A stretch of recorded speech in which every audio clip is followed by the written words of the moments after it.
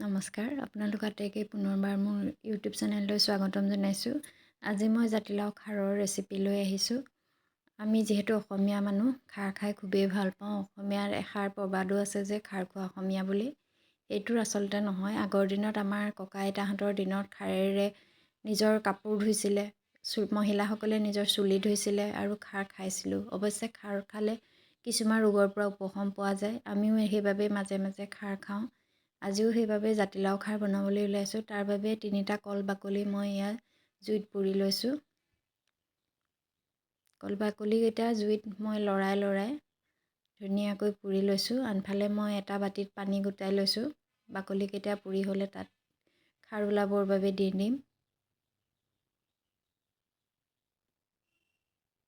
ইতিমধ্যে মোৰ কল বাকলি পুৰা হৈ গৈছে। সেইবাবে মই বাতিটোত যি পানী লৈছিলোঁ তাতেই কল বাকলিকেইটা দি দিছোঁ। এই পানীখিনিত বাকলিকেইটাৰ পৰা কলখাৰ ওলাই পানীৰ লগত মিহলি হৈ যাব। এনেদৰে প্ৰায় আধা ঘণ্টা সময় মই ৰাখি থ'ম। বাকলিকেইটাৰ পৰা যাতে খাৰখিনি ওলাই পানীত মিহলি হৈ যায়। এয়া মোৰ সকলো বস্তু ৰেডি হৈ গৈছে। আনফালে জাতিলাও কুটি লৈছোঁ। এয়া কেৰাহীখন গৰম হ'বলৈ দি তাত অকণমান তেল দি দিছোঁ। অৱশ্যে কোনোৱে খাৰ বনালে তেল নিদিয়ে, মই কিন্তু অকণমান তেল দিওঁ। সেইবাবে মই নিজাববীয়াকৈ অকণমান তেল দি লৈছোঁ। আপোনালোকে যদি ইচ্ছা কৰে তেল দিবও পাৰে, নিদিবও পাৰে। এতিয়া তেলখিনি গৰম হৈছে। তাৰ বাবে মই ইয়াতে বগা সৰিয়হ কেইটামান দিছোঁ, কেইটামান জিৰা দি দিছোঁ আৰু 3টা শুকান জলকীয়া দি দিছোঁ। এইখিনি এতিয়া ফুটিছে। এইখিনি হৈ যোৱাৰ বাবে মই ইয়াতে কাটি থোৱা জাতিলাও, আলু, পাচলিখিনি দি দিছোঁ। এইখিনি মই এতিয়া হেতা পাতেৰে লৰাই দিম।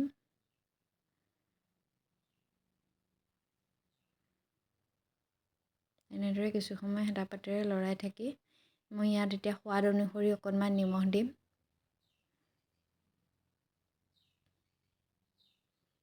অকণমান নিমখ দি দিছোঁ। এই ভাজিখনত মই হালধি নিদিওঁ, যিহেতু খাৰ দিম। খাৰ দিলে ভাজিত হালধি দিলে ভাজিখন ৰঙা হৈ যায়। সেইবাবে মই ইয়াত হালধি নিদিওঁ। অকণমান জিৰা পাউডাৰ দিছোঁ আৰু অকণমান ধনিয়া পাউডাৰ দিম। অকণমান ধনিয়া পাউডাৰ দি দিছোঁ। এইখিনি দিয়াৰ পিছত মই ধুনীয়াকৈ লৰাই দিম।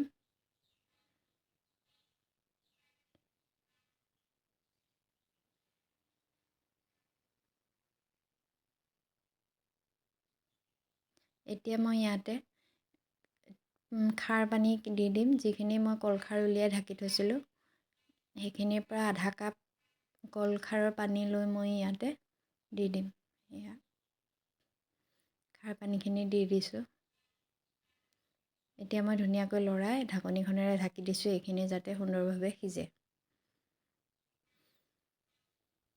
কিছু সময়ৰ পিছত মই ঢাকনিখন খুলি ভাজিখিনি লৰাই দিছোঁ। ইতিমধ্যে মোৰ জাতিলাও অলপ অলপ সিজিছে, হ'লেও আৰু 5 মিনিটমান সময় ৰাখিব লাগিব।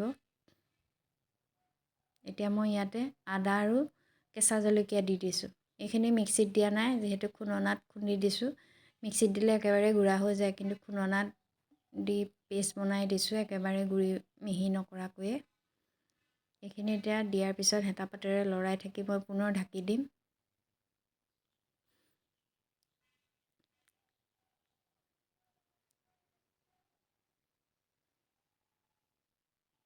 পুনৰ মই লৰাই চাইছোঁ। মোৰ ভাজি ইতিমধ্যে জাতিলাও আৰু আলু দুয়োটাই সুন্দৰভাৱে সিজি গৈছে, অৰ্থাৎ ভাজি ৰেডি হৈ গৈছে।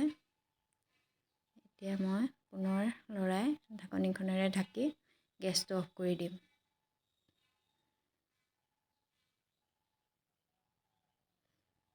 মোৰ ভাজি খাবৰ বাবে ৰেডি। আপোনালোকেও এনেদৰে জাতিলাও খাৰ বনাই খাই চাব আৰু লগতে মোৰ চেনেলটো ছাবস্ক্ৰাইব কৰি দিব। Thank U.